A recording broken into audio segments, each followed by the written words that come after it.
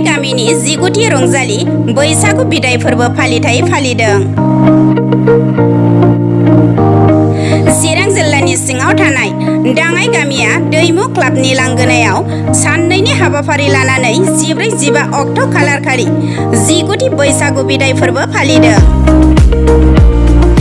दिनै फुंनि समाव गामिनि आरो क्लाबनि लोगोसे गावबुरा आफादनि फिरफिला बिरहोयो गामिनि दैदेनगिरि बिथांमोना। थिग बिब्दिनो फैगौ गाबोन 15 अक्ट' खालारखालि हारिमु मोनाबिलि रंजानाय हाबाफारि लादों। बे रंजानाय हाबाफारियाव ओनसोलनि रायजो राजाफोरखौ रंजाहोनो थाखाय बर' सावथुन मुलुगनि फावखुंग्रि मिथि नार्जारि, लोगोसे फेस्ला फावखुंग्रि, मेथाइ खनगिरि प्रेक्टिकेल बसुमतारी, अनिल नार्जारि, लोगोसे ओनसोलनि रिगु दामसा हानजा मोसाखावगिरि बिथांमोनाबो बाहागो लागोन। बिनिखायनो खुंफुं आफादनि दैदेनगिरि बिथांमोना ओनसोलनि रायजो राजाफोरखौ बे हारिमु मोनाबिलियाव मेहेरगोनाङै लोब लोब बाहागो लानो थाखाय खौरांगिरिनि गेजेरजों खावलायहरदों। आसा गिबियावनो आङो बड'लेण्ड नेटवार्क बिथांमोननिसिम आङो जोंनि बैसागु खुंफुं आफादनिफ्राय रोजा रोजा साबायखर बावहरग्रोबाय।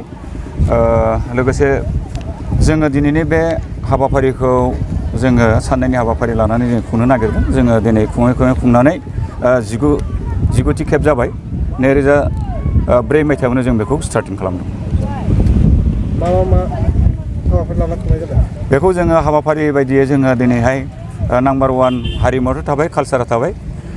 बिनिफ्राय बेजों लोगोसे जोङो दिनैहाय खेला दुला गेलेनाय, जाहाथे माने गथ' गथायखौ जोङो दिनै गेलेनायनि गेजेरजों बा थुनलाइयारिनि गेजेरजों बा हारिमु मोसानाय बा दामनाय देनाय मेथाइ रोजाबनायनि गेजेरजों जाहाथे माने जों खौसेथिखौ लाबोनो हायो, बेखौनो जोङो मिजिं थिनानै बे हाबाफारिखौ जों लानाय जादों। बैसागु बिदाय फोरबो फालिनानै देग्लाय बोसोराव गिबि खेबनि थाखाय फालिना आगोलनिफ्रायनो फालियो? जोङो आवगोलनिफ्रायनो खुङै खुंबोनानै 19थि खेब जाबाय देग्लायजों।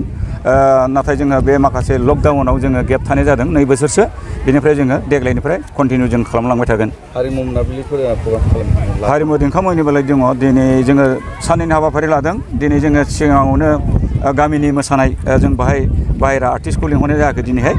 गाबोन जोंहा आर्टिस्ट महरै जोङो दङ प्रेक्टिकेल नार्जारि, अनिल बसुमतारी, आरो बेनिफ्राय मा होनोमोनलाय मिथि नार्जारि, आरो लोगोसे महादेब बिथांखौबो गाबोननि हाबाफारियाव जोङो हारिमु देंखो मोनाबिलियाव लिंहरनाय जादों। गाबोननि जिथु हारिमु मोनाबिलि हाबाफारि बे मोनसे मेहेरगोनां जागोन। बे हिसाबै नोंथांमोननि ओनसोलनि रायजो राजाफोरखौ नोंथांमोनजों लोगोसे बाहागो लाफैनो, रंजाफैनो, मदद खालामफैनो मा खावलायगोन? जोङो बेखौनो दिनै खावलायगोन मिडियानि गेजेरजों। दिनैनि बे जोंनि जिथु माने प्रग्राम, गाबोननि जिथु माने जानो गोनां प्रग्राम, बेखौ जोङो मेहेरगोनां खुंनो हाबाफारि लानायाव जोङो ओनसोलनि साफ्रोमखौबो फैनानै मदद होफैनो थाखाय जोङो गुरै खावलायदों। आरो मोजाङै मोजां जोङो खुंफुंलांनो थाखाय जोङो दिनै अरायसमबो बिथांमोनसिम मददखौ जोङो नेनानै दङ। नोंथांमोना बेवहाय मोनबा गाबनि फिरफिलाफोरखौ बिरहोनाय जोङो नुनो मोनो। जोङो बेवहाय मा उद्देश्य लानानै आरो मा आफादफोरनिफ्राय बेखौ बिरहोनाय जादों? जों बेखौ गिबियावनो खुंफुं आफादनिफ्राय लानाय जागोन सेथियाव। ओमफ्राय नैथिया जाबाय गामि आफादनिफ्राय मोनसे लानाय जाहैबाय। बिनिफ्राय महिला कमिटिनिफ्राय मोनसे लानाय जाहैबाय। आरो बेनिफ्राय क्लाबनि दाङाइगाव दैमु क्लाबनिफ्राय मोनसे बिरहोनाय जादों। आरो बेनिफ्राय लोगोसे मोनसेया जाहैबाय गावबुरा। दा गासै टटेल बाहाय मोनबा फिरफिला जोङो बिरहोनाय जादों दिनैनि हाबाफारियाव। गोदो आरो नोंथांमोना बे आफादफ्रा जथायै खुंनाय जादों नामा बे प्रग्रामखौ? जथायै नोंथांमोना बे प्रग्रामखौ खुंनाय जादों नामा?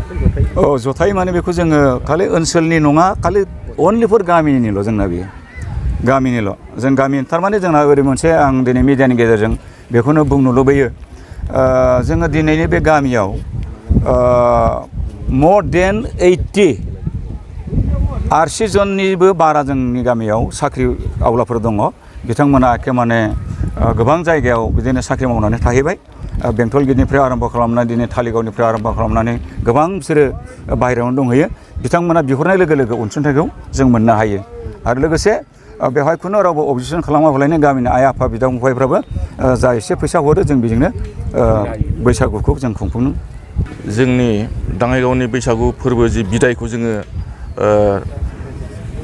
लानायनि जि थांखि, जोङो मोनसे ओनसोलाव जोंना मोनसे आनसलिक दङमोन बे आनसलिकआव जोंनि मोसानाया थोजासे मोनहैयाखै बिनि थाखाय जोङो मेन टारगेटखौ लादों जों गामियाव एसे गाजा गोमजा खालामफिननो बेफोरबायदि जोङो टारगेट लानानै 2004निफ्राय जोङो स्टार्ट खालामदों दा बिनिफ्रायनो लासै लासै बारायलांनानै गोबां प्रसार जादों आरो जोंनि ओनसोलनिल' नङा आरो गोबां जिल्लानिफ्रायबो फैनानै जोंखौ हेफाजाब होफैदों नायनो थाखाय लैहोर लैहोर फैनानै दा बेखौनो जोङो मोजां मोननानै जोंनि माइन्डआ जोंनि आपग्रेड जादों आरो खालामबावनो साबसिन थिग बेबायदि लायै लायै लानानै दिनैसिम 19थि बिदाय फोरबोसिम जों दिनैसिमाव 19थि जाबाय बिसिम आवगायफैदों आरोखि गामिनि हाबाफारिखौ मा आसा खालामदों जोङो गामिनि हाबाफारियाव